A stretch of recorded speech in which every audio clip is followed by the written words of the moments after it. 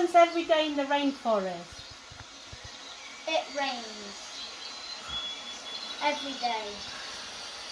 And then tell me about the different layers. The top one?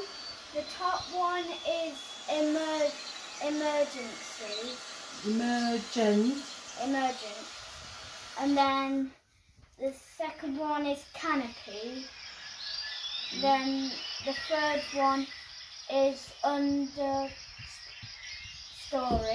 And then the bottom one is forest floor. And why is emergent? What's an emergent rate? Really? It's really tall trees up there. How tall? 60 meters. Well done.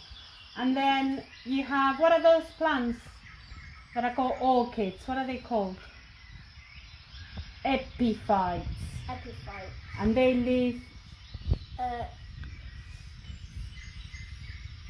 on trees in the canopies. And what animals do you have? Birds, monkeys. Show us, Nicholas. Go in. Apes. Yeah. And monkeys and owls. And then in the forest floor?